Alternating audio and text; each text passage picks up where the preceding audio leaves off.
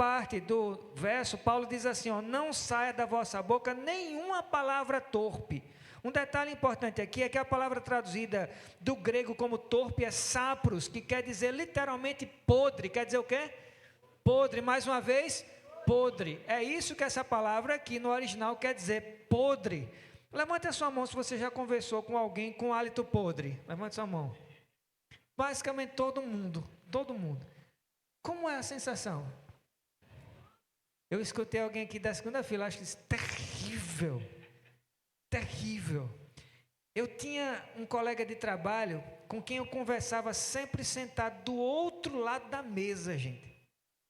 E olhando para o lado ainda, assim, do outro lado da mesa. Meu amigo, você não tem noção, o negócio era sério demais.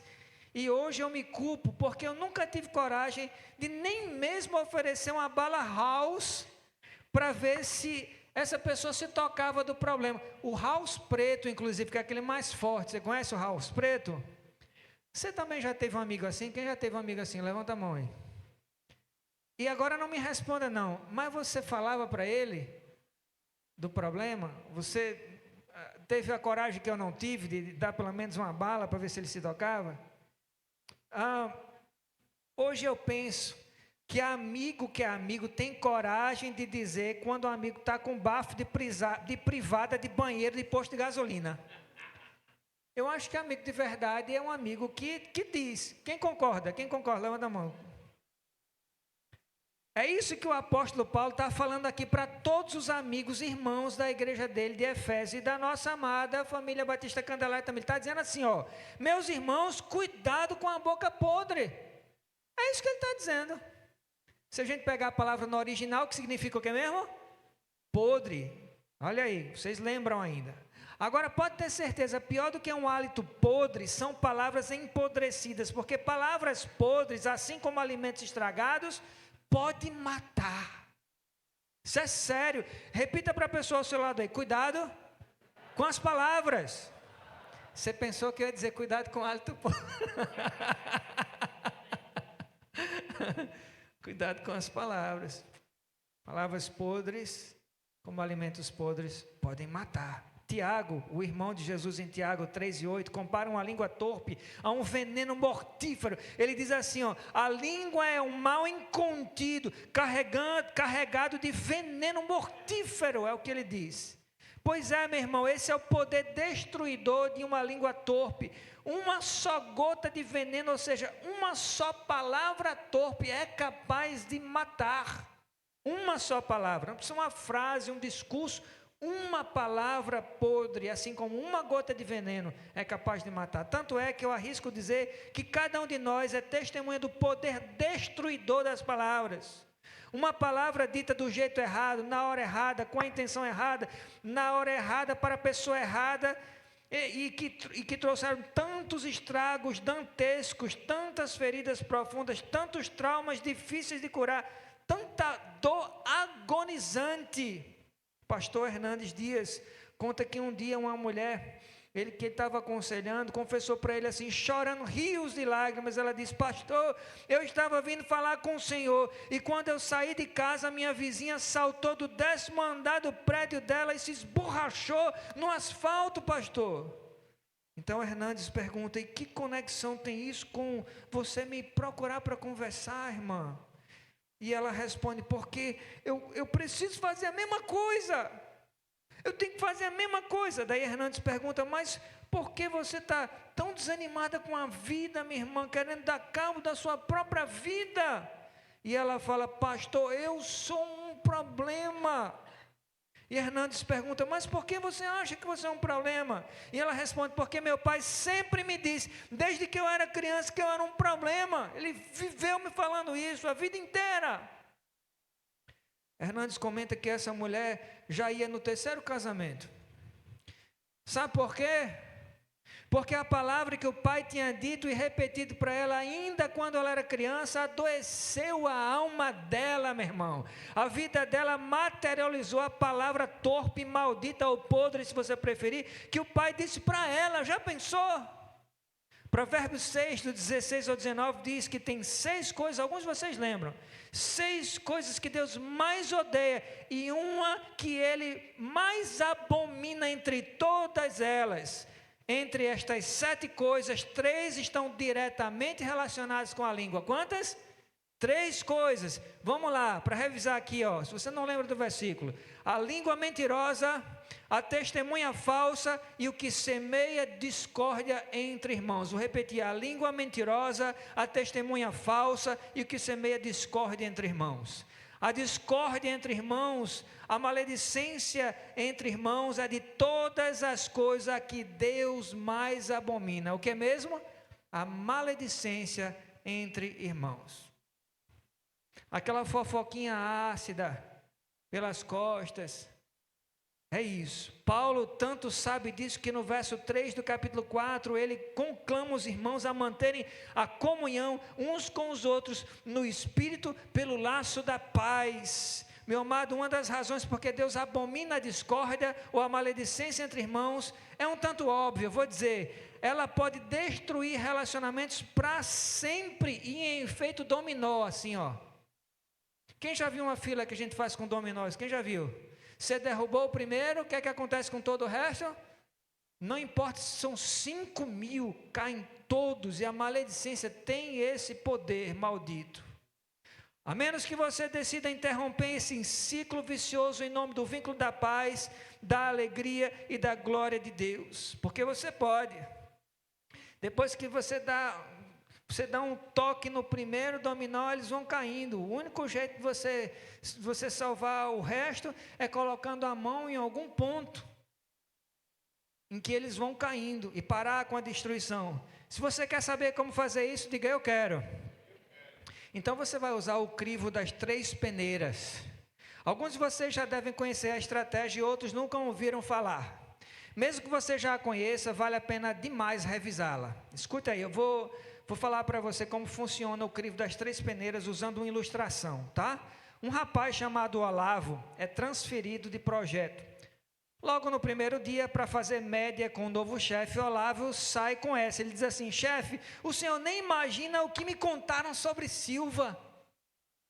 Daí Olavo nem chega a terminar a frase e o chefe interrompe: pera lá, Olavo, o que você vai me contar já passou pelo crivo das 3 peneiras? Peneiras? Que peneira, chefe? Olavo pergunta. Daí o chefe responde: a primeira, Olavo, é a peneira da verdade. A peneira do quê? Da verdade. Você tem certeza de que esse comentário é absolutamente verdadeiro, Olavo? Você tem certeza? E Olavo diz: não tenho. Como é que eu posso saber? O que eu sei foi o que me contaram.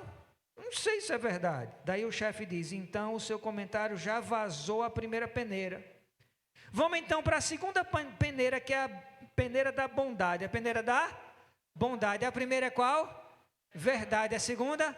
Bondade. Vão acompanhando aí. O que você vai me contar? Você também gostaria que os outros falassem de você? Você gostaria? Olavo engole seco, arregala os olhos e logo responde: claro que não, Deus me livre, chefe. Deus me livre. Daí o chefe responde: então o seu comentário vazou a segunda peneira. Vamos ver a terceira peneira, que é a da necessidade. É do quê? Necessidade. Primeira peneira, segunda, bondade. Terceira, necessidade. Você acha mesmo necessário passar esse comentário adiante ou me contar? Você já ouviu alguém, depois de ter falado, você testemunhou alguém falar alguma coisa e depois logo, ou outra pessoa, ou você diz que desnecessário isso? Já escutou? Então, nem sempre é necessário que você fale o que você ouve. Agora, Olavo, o chefe falou para ele, totalmente convencido e envergonhado.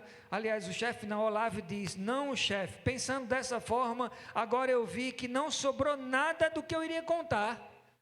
Porque, sei lá se é verdade, não sei se o negócio, eu não queria nem que falassem sobre mim, e eu chego à conclusão que é desnecessário.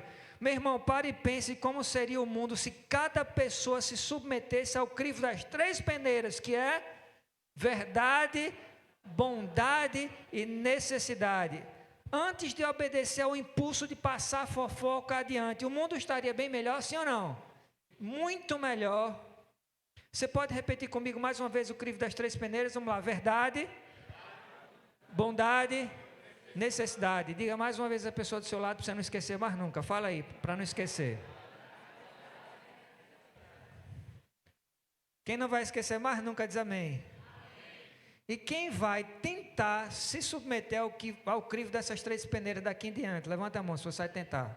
Glória a Deus. Agora, quem sabe você pertence a um grupo muito seleto de pessoas que até conseguem passar um bom tempo controlando a língua. E nessas horas ou dias que você controla a língua, você fica super feliz.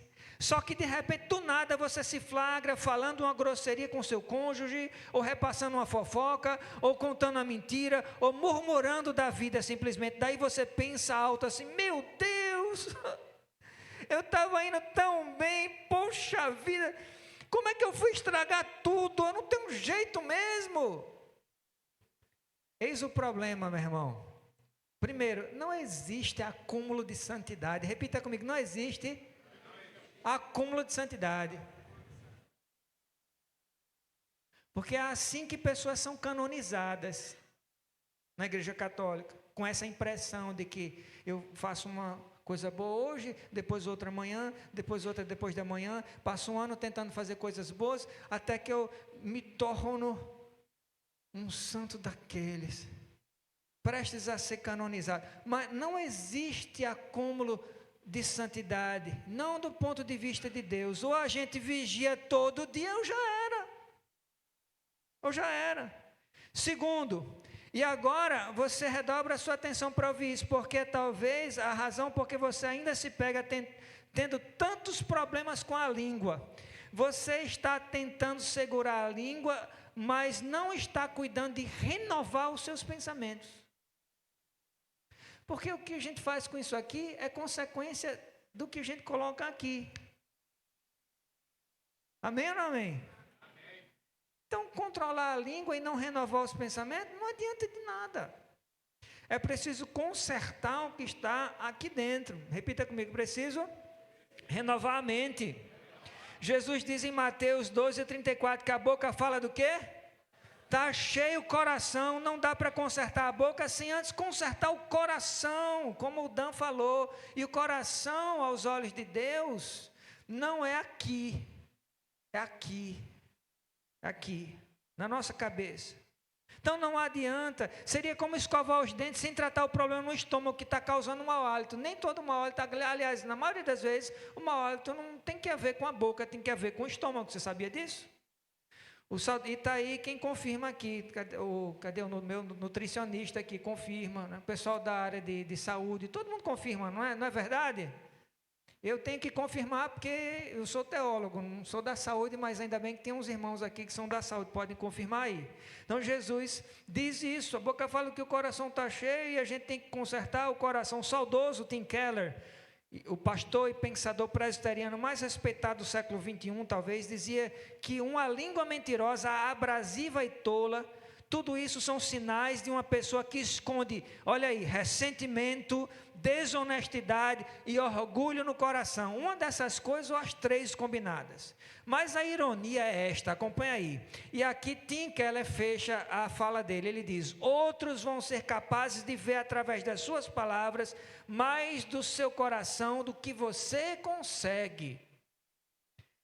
Esta é a hora em que a gente engole seco e a gente diz: ui. Mas não se desespere ainda. Tiago 3:2 entrega para você um conselho que vai ser o sol na sua vida por 100 anos. Redobre a sua atenção para ouvir isso. Ele diz assim, que é bem verdade que nesta vida a gente comete muitos tipos de erros, mas quem aprende a controlar a língua passa a ser capaz de controlar todo o corpo. Diga aí.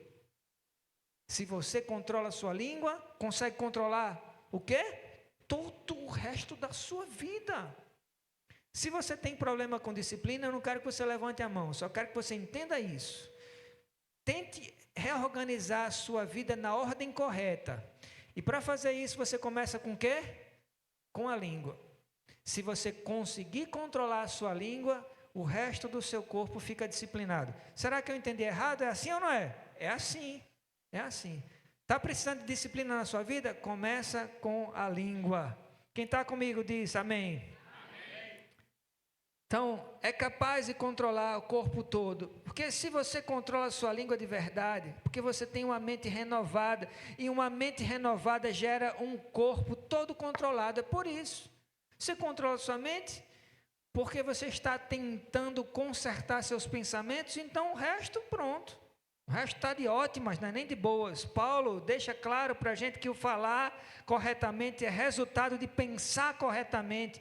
E ele fala isso nos versos anteriores, do verso 20 ao 23. Paulo já começa o verso 20 dizendo com quem a gente aprendeu a pensar corretamente. Eu vou ler os versos na versão NVT, tá bom? Os versos de 20 a 30. Escute que é emocionante. Ele diz assim, ó: todavia, não foi assim que vocês aprenderam de Cristo.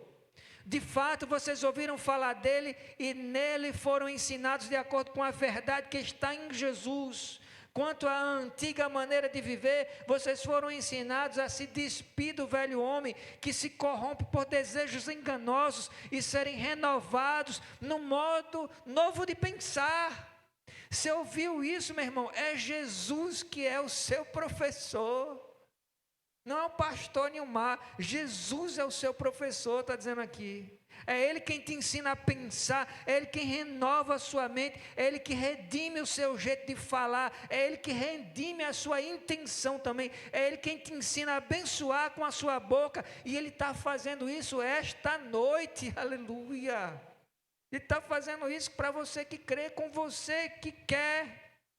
E aqui vão algumas aplicações que Jesus quer entregar para você com base no que Ele já te disse até agora. Primeiro, pare de generalizar e achar que você simplesmente que é só falar menos que resolve tudo. Tem gente que acha que, não, eu só vou ficar calado, porque eu calado sou um poeta, vou resolver tudo se eu falar menos. Não é tão simples assim. Você precisa identificar a raiz do problema. E a raiz do problema, na maioria das vezes, não é ficar em silêncio, não é simplesmente falar menos. Repita comigo: Jesus, me ajuda a identificar a raiz do problema. Você tem noção que você fez uma oração agora? Você fez com o seu coração? Ou você só repetiu, como se fosse um ritual morto aí, só porque eu pedi? Por exemplo, se você tem um mau hábito de reclamar de tudo, tente descobrir o motivo que te leva a fazer isso. Não, é porque eu sou ranzinza mesmo, pastor, que eu tenho esse mau hábito. Não, não é só isso. Existe uma razão que te leva a reclamar tanto, a murmurar tanto. Tenta identificar por que isso acontece. Se for ingratidão, passa a olhar mais o que você tem do que aquilo que você não tem. Isso já ajuda bastante. Eu ouvi um dia um psicólogo dizer que um certo paciente entra na sala e se queixa: minha vida é uma droga, eu não tenho nenhum motivo para celebrar. Ele fala para o psicólogo dele. Daí o psicólogo fala para ele assim: bom, você está conseguindo me ver, isso significa que você pode agradecer por não ser cego. Você pode falar, isso significa que você pode agradecer por não ser mudo. Você pode me ouvir, isso significa que você pode agradecer por não ser surdo. E porque você não é surdo, você pode ouvir 3 grandes motivos para celebrar. Quem lembra do comercial mais famoso do Casas Luxótica? Anos 80. O cara entra cego numa sala, senta numa cadeira, ele está com a bengala, e ele termina com aquela frase célebre: quem sempre teve, não sabe o que é perdê-los. Casa Luxótica. Depois eu vou cobrar a propaganda aqui para a Casa Luxótica que está gravando. Mas que verdade. Quem sempre teve, não sabe o que é perder. Aí o cara chega no consultório reclamando de tudo, não conseguindo enxergar absolutamente nenhum motivo para celebrar. Meu amado, por quanto você venderia os seus olhos? Coloque um preço aí. Quanto vale os seus olhos? Quanto vale a sua audição? Quanto vale as suas pernas? Você já teve uma crise de coluna que te travou de um jeito que você ficou literalmente sem andar por pelo menos um dia? Levante a mão. Eu já. Como é que foi a sensação para você? Para mim foi horrível. Horrível. E eu lembro como se fosse hoje. Eu fui levantar, eu não saio da cama não. Eu não conseguia nem girar de lado. Eu pedi socorro a Isaías. Eu pensei, ele me pegou como se meu sogro, né? Como se fosse um bebê, assim, todo travado. Ele me levou para entrar no carro também já foi um sacrifício. Eu não conseguia dar um passo, eu estava todo travado, eu com a sensação que eu estava aleijado. Eu não sei como é que foi para você, para mim foi terrível. Talvez você não tenha um Honda Civic do ano que você tanto quer, aquele pretão que se você botar até o adesivo do Batman na frente, fica o carro do Batman. Talvez você queria esse carro, o Honda Civic preto, que mais parece o carro do Batman. Ou talvez você não viaje de avião tanto quanto você gostaria, mas qual foi a última vez que você agradeceu a Deus por não precisar vir à casa do Senhor numa cadeira de rodas? Quem sempre teve? Sabe não. A gente tem uma tendência natural, por causa da nossa inclinação ao pecado, uma tendência natural para só olhar para as coisas que a gente não tem. E faz a gente ter a ilusão ingrata de que a vida é uma droga. Meu irmão, se hoje Deus te presenteia com alguma saúde pelo menos, louve ao Senhor, meu amado. Porque tem muita gente que não tem nenhuma. Louve a Deus que te sustenta com graça sobre graça, de fé em fé, de glória em glória. Até quando, pastor? Ele prometeu que até ele voltar eu vou sair. Ele disse: eis que estarei convosco todos os dias, até o fim dos tempos. Louve o Deus que te fez dormir, deitar e acordar, meu irmão. O Senhor te sustentou porque Ele é bom e o amor dEle permanece para sempre. Glorificado seja o Senhor. Se você consegue dormir bem, se você é daqueles que cai na cama feito uma pedra, bum, já dorme. Meu irmão, que bênção. Eu não sei o que é dormir uma noite inteira em pelo menos 5 anos. 5 anos. Eu não me lembro, sério mesmo, da última vez que eu consegui dormir uma noite toda, sem me acordar dezenas de vezes, incontáveis vezes. Com a cabeça desse tamanho. Você não tem noção do que é o tamanho da cabeça de um pastor. E olha que eu não sou nem cearense, cearense é o meu pai. Então, se você só dorme, só consegue dormir, você quer quanto para eu trocar minha vida com a sua? Só porque você dorme. Agora vamos supor que você tem o hábito de mentir. Com certeza existe uma razão por trás disso. Quem sabe baixa autoestima, acomodação, ou simplesmente porque mentir parece tornar a vida mais fácil a curto prazo.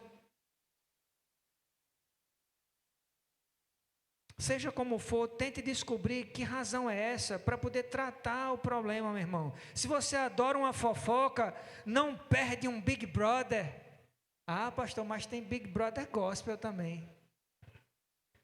E você gosta de falar mal dos outros, é preciso descobrir o motivo disso. Muitas vezes é inveja. O motivo é inveja. Caso sim, saiba que não é pecado, veja só, não é pecado querer ter as mesmas coisas que as pessoas têm. Cuidado para não confundir. Porque tem gente que acha que só porque quer o que o outro tem, isso é inveja. Não. Você só não deve viver infeliz porque elas já conseguiram e você não. Amém? Entendeu agora? Não tem problema nenhum. Muitas vezes é até uma inspiração, principalmente se aquilo é bom e não só para você, para todos os outros imitarem. O problema é quando você vive infeliz porque aquela pessoa tem e você não tem.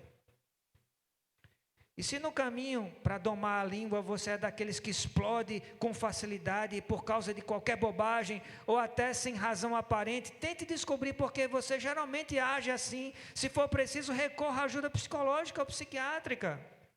Eu conheço pessoas que descobriram em consultórios psiquiátricos que a raiz do mau humor constante e das palavras ásperas não era por mau temperamento ou mau caráter, mas sim por causa de um problema clínico, como o transtorno bipolar, que é muito comum, borderline, e que melhoraram com a ajuda de medicamentos. Às vezes a causa não é nada, é biológica, precisa ser tratada. O Deus que te cura de forma sobrenatural também te cura pelas mãos dos médicos, sim ou não? Sim, a forma não importa, o que importa é que o nosso Deus é Jeová Rafa, o Deus que cura, meu irmão. Agora faça alguma coisa, não fica de braços cruzados, vivendo com um problema eterno com a sua língua e não fazendo nada. Agora vamos à segunda exortação de Paulo sobre a língua no nosso texto. Segunda exortação e última: fale somente palavras que abençoem vidas e quando for necessário. Vamos repetir comigo: fale somente palavras que abençoem e quando for necessário. Para não ouvir de alguém, e é uma vergonha, imagina, você fala uma coisa, você ouve alguém dizer que desnecessário, muito ruim ouvir isso, né? Principalmente para um cristão. Na segunda parte do nosso texto, o verso 29, veja aí, Paulo usa um recurso textual chamado paralelismo de contraste, que acontece quando a segunda parte de um verso bíblico contrasta com o primeiro, por isso é chamado paralelismo de contraste. A gente consegue identificar o contraste quando a gente vê um mas, ou como é o caso do nosso verbo, em vez de um mais tem e sim, não é isso que tem aí? Se você gosta, se você está circulando, você tem um marcador de texto, então marque essa expressão aí, e sim, que ela é muito importante, ela que marca, ela que estabelece o contraste aqui. Veja como Paulo faz esse contraste na prática. Ele começa dizendo assim, ó: não saia da vossa boca nenhuma palavra torpe, e sim, unicamente a que for boa para edificação, conforme a necessidade. Com isso, o que Paulo está dizendo para a gente, em outras palavras, é: meu irmão, que as palavras que saírem da nossa boca sejam palavras edificantes, palavras que constroem, não palavras que destroem, palavras que encorajam, mesmo que sejam palavras de repreensão, mas que sempre sejam ditas na hora certa. Não é porque é uma exortação, porque é uma repreensão que vai destruir. Se for na intenção de recuperar, então é uma palavra amorosa. A Bíblia diz que leais são as feridas feitas pelo que ama. O problema não é que você está ferindo pessoas. A pergunta é: por que você está ferindo? Porque em toda cirurgia, para curar, ela primeiro fere, sim ou não? Você pega um bisturi, se abre e abre uma ferida, às vezes muito maior, mas é para quê? Para curar ou para matar? A palavra paracaléu, que é a palavra exortação na Bíblia, significa chamar de lado, sem expor e falar em amor para recuperar. Por que é que você está ferindo quando você fere? Para recuperar ou para matar? Provérbios 15, 23 diz: o homem se alegra em dar resposta adequada, e a palavra a seu tempo, quão boa é. Quão boa é. Agora, se você gostaria de receber uma injeção de alegria instantânea do céu, mais vezes na sua vida, diga: eu quero.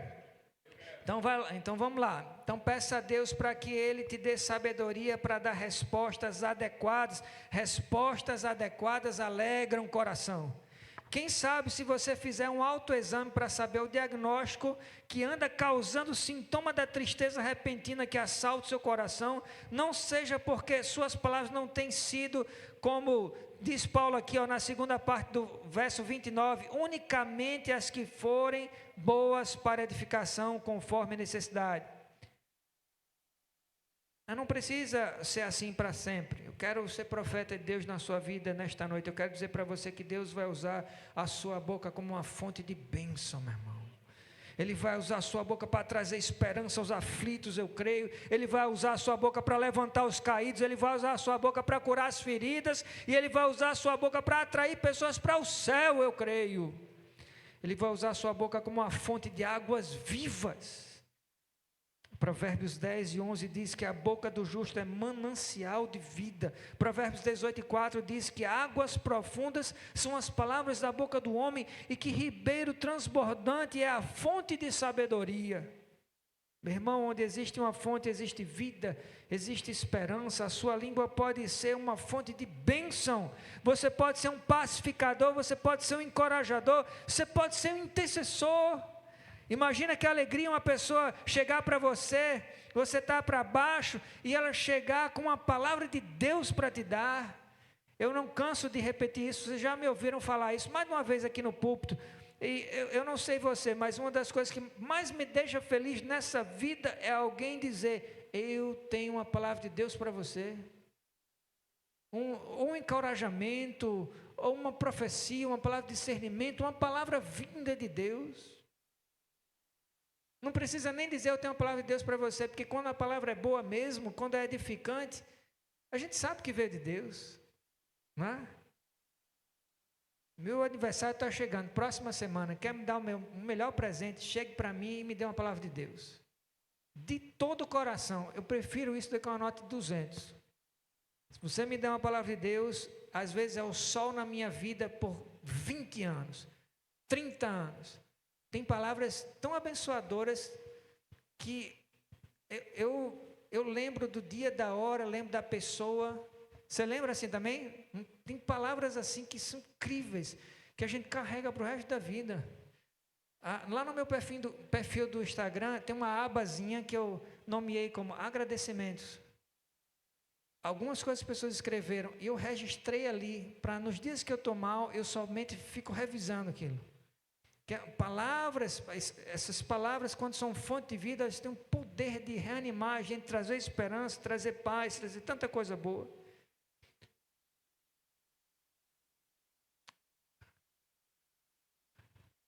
Qual o tamanho da sua sede de ouvir as palavras do Senhor, meu irmão? Qual o tamanho da sua sede? Você é daqueles que quando começa o culto, você fica se coçando de vontade para ouvir o que Deus tem para dizer para você? Você é alguém assim?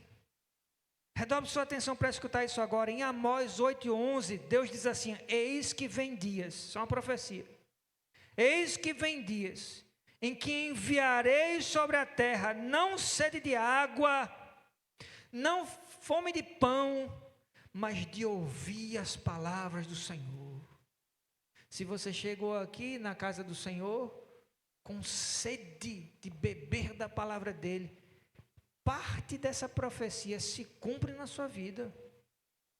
Porque a gente não tem esse tipo de sede, não. Nossa sede natural não é nada disso. Nossa sede natural é de beber Coca-Cola, Pepsi Twist, assistir Netflix, ir ao cinema, para ver quais são os filmes que estão bombando, ir numa pizzaria, viajar. Esse é o tipo de sede que a carne tem, de fome que a carne tem.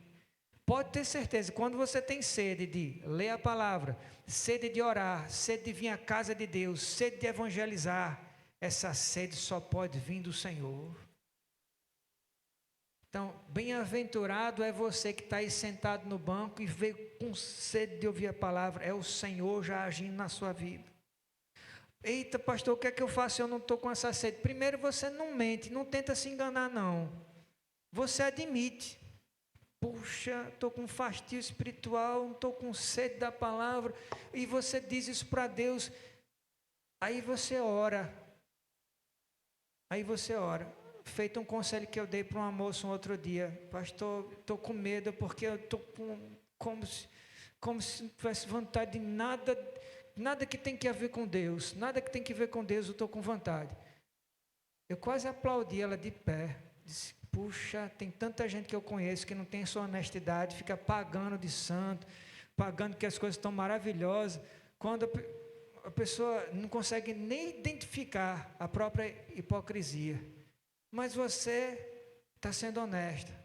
Eu dei um conselho para essa moça, eu disse: ore dizendo assim: eu quero querer. Não tem nada a ver comigo, tem que ver com Ele, Ele é digno.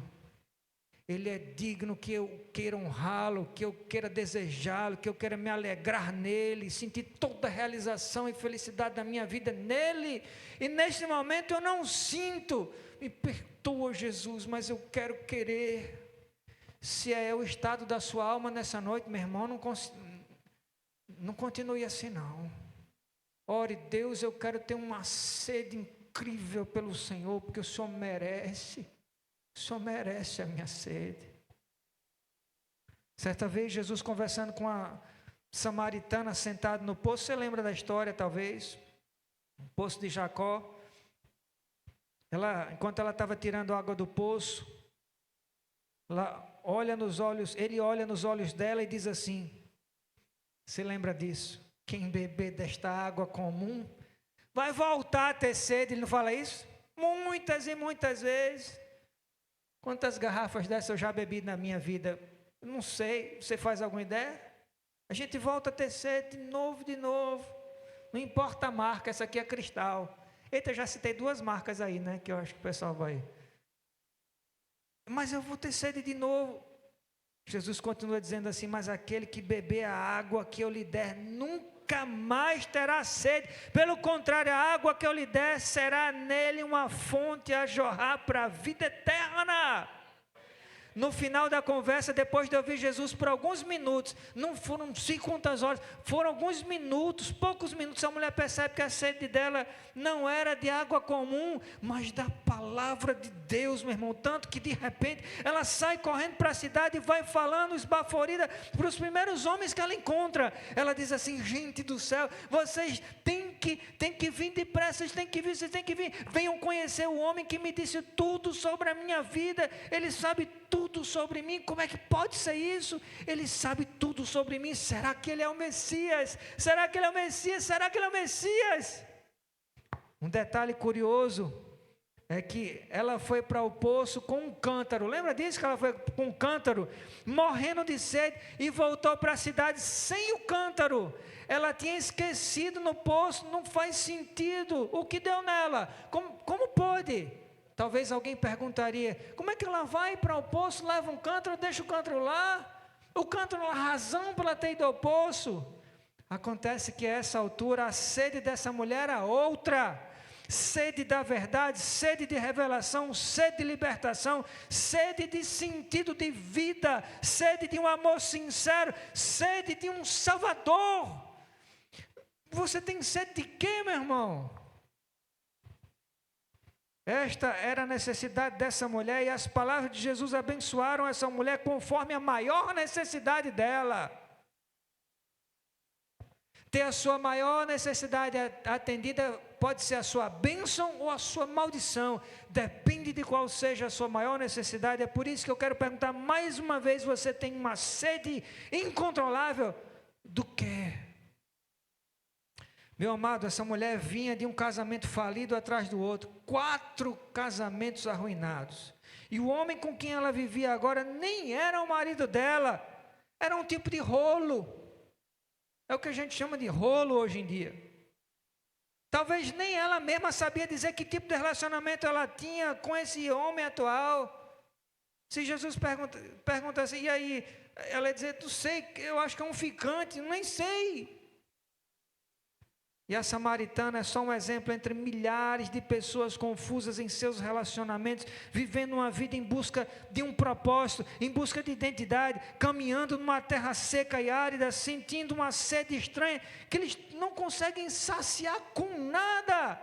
Um relacionamento, depois outro, depois outro, depois outro, depois outro.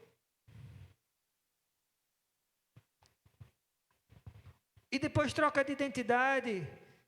E depois buscam outros tipos de aventura, e essa sede nunca passa. Eu quero dizer para você que se você é um filho de Deus, você pode matar a sede dessas pessoas, porque do seu interior Jesus faz fluir rios de água viva. Essa água não é só para você, é por isso que ela transborda. Por quê? Porque você é fonte. Você carrega dentro de você a fonte, rios de água viva. Talvez você não entendeu nada até agora quando Jesus falou isso. Por que tem que transbordar? Porque a água que jorra de você é para abençoar muitas outras vidas. Principalmente as que jorram da sua boca. Meu irmão, nesta noite Jesus disse para você, deixe os meus rios jorrarem vida pela sua boca aos sedentos, deixe os meus rios jorrarem vida pela sua boca aos sedentos, deixe os meus rios jorrarem pela sua boca aos sedentos. Deus quer dizer para você nesta noite, Jesus te fala, deixa eu te usar para abençoar vidas com as minhas palavras. Nesta noite eu coloco as minhas palavras na sua boca. Quem crê diz amém. Vai e abençoe os sedentos com as minhas palavras. Se você crê nisso, então quando você sair daqui, procure pessoas para abençoar com as suas palavras. Tá tarde, não posso ligar para ninguém, então passa um zap. Se você passa no carro, quem sabe você para na rua e você fala alguma coisa, mas se você crê que você está recebendo, é para repassar a vida a outros. Na última parte do verso 29, Paulo explica que para que as nossas palavras abençoem as pessoas, elas precisam transmitir graça. Precisam transmitir o quê? Graça. John MacArthur diz que porque os cristãos foram salvos pela graça e mantidos pela graça, devem viver e falar com graça. O nosso modelo é o próprio mestre. Lucas 4:22 diz que todos se maravilhavam das palavras de graça que saía da boca de Jesus. Agora, para que as nossas palavras gerem graça no outro, a gente precisa ter graça no coração pelo outro. A gente precisa ter uma empatia verdadeira pelo outro, a gente precisa ter um amor verdadeiro pelo outro. Não tenha nenhuma sombra de dúvida, meu irmão, as nossas palavras, ainda que corretas, na hora correta e para a pessoa correta, se forem vazias de amor, elas não geram graça. Só um coração transbordante de graça transmite graça abundante. Você pode repetir comigo? Só um coração transbordante de graça transmite graça abundante. A missionária Edmeia Williams contou outro dia um testemunho arrepiante e poderoso que aconteceu entre um rapaz que ela estava tentando, ela e um rapaz que ela estava tentando evangelizar. E aqui eu vou caminhando para o fechamento da nossa mensagem com esse testemunho. Escute nas próprias palavras de Edmeia. Ela diz assim: tinha uma senhora que ela orava, mas ela teve um filho que não queria nada com nada.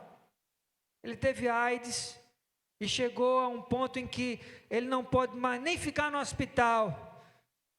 E aquela mãe orava muito, e eu me aproximei para ajudar. Eu ia para lá orar com ela, mas eu tinha uma estratégia que era assim: como o barraco era muito pequeno, o quarto do rapaz do lado, eu orava com ela aqui e o quarto do rapaz do lado. Mas em vez de eu orar a Jesus, eu pregava o evangelho para Jesus, para o rapaz ouvir, porque ele não admitia que se falasse de Jesus para ele. Foi a estratégia que Edmeia usou. E ela continua o relato falando assim: e eu procurava ajudar com tudo, alimento, limpeza do barraco. Chegou um momento que ele não tinha AZT. E eu disse: olha, eu vou conseguir esse AZT, que é um remédio para AIDS. Porque ele gritava de dor. Aquilo doía em mim, quanto mais naquela pobre mãe. Aí eu fui na Fundação Cazuza, eu cheguei lá e eu abri o jogo. Eu falei assim: olha, eu preciso desse remédio. É um rapaz que está morrendo e ele precisa desse remédio para não sentir tanta dor. Todos estamos sofrendo. Eu não tenho autoridade para isso, eu não tenho documentação para isso, eu não tenho nada, eu só tenho um desejo. A mãe do Cazuza apareceu e falou: eu vou lhe dar toda vez que você precisar o remédio, vem aqui e me procura. Ajeitou um pouco a situação do rapaz, disse Edmeia. Ela continua o relato falando assim: mas ele não queria me ver. Ele já estava num ponto que até para beber água era difícil. E eu pregando o evangelho para Jesus do lado, para Jesus ouvir, para ver se o coração dele se movia, do rapaz, porque tinha muita oração envolvida na vida daquele rapaz. Um dia eu saí da minha casa a pé para Botafogo, deixei o carro na garagem, eu estava com vontade de andar. Quando eu fui subindo o morro, Dona Marta, que é onde ela tem um ministério, vocês sabem disso, tinha um menino, um garoto de uns 11, 12 anos, sei lá, talvez uns 10 anos, com uma caixa, vendendo caqui, aquelas caixinhas assim que vem com 6 caquis. Eu olhei para o caqui e disse: menino, quanto é o caqui? R$10, o menino falou. Eu disse, menino, que caqui caro, hein? Caqui está muito caro. 2 por 10, ele disse. E eu falei, me dá 2 caixas. Comprei o caqui, subi o morro, cheguei lá, lavei tudo. Veio no meu coração, aquele rapaz não está comendo nada, mas quem sabe um pouco de caqui. De uma hora para outra, aquilo me deu uma alegria, peguei uma caixinha e levei. Quando eu cheguei lá, entrei no barraco, a mãe tinha saído e eu disse, graça e paz, meu filho. Ele só tinha um molho. E eu disse para ele, você gosta de caqui? Ele levantou a cabeça, olhou para o caqui, olhou para o céu e começou a gritar, você existe, você existe, você existe, ele existe. Eu quase sorri. Eu nunca tinha ouvido um grito daquele assim, ele existe, ele existe, ele existe. De madrugada, o menino tinha dito para Jesus, se você me amasse, o menino orando, o menino que não queria nada de Jesus, não queria falar com Jesus, não queria ouvir nada sobre Jesus, orou, e ele orou para Jesus falando assim, se você me amasse, uma oração meio de reclamação, né? Mas orou, se você me amasse, se você fosse bom mesmo, se você existisse, você mandava aqui aquela gorda me trazer um caqui. Diga aí. E aí Edmeia continua dizendo, eu apareci com caqui. Quem comeu 2, confessou Jesus. Aleluia. Mandei ir lá no projeto, manda o menino comprar todo o caqui que tiver lá, Edmeia falando. Não tinha caqui. Ninguém viu o menino vendendo caqui. Acabou o caqui e não era época de caqui. O anjo que vende caqui. E Edmeia disse, pechinchei com o anjo. Pechinchei com o anjo. 18 horas da noite, Jesus levou o rapaz. Foi com a barriga cheia de caqui, mas foi com clamor no coração. Ele começou a sentir, mas ele precisava de um milagre. Ele não falou com a mãe, ele não falou com ninguém, ele falou com Jesus de coração. Uma oração estranha, começou com uma reclamação, com um questionamento, mas foi uma oração sincera. Não escondeu nada de Jesus. Me ama mesmo? Se me amasse, mandava aquela gorda com caqui. Interessante, e Jesus mandou. Que Jesus incrível, amor. Ele atende cada oração. Como assim? Eu não tenho, tem certas explicações que eu não tenho. Pergunte a ele, você mesmo. Edmeia termina esse testemunho tão emocionante dizendo assim, olha só o que ela fala.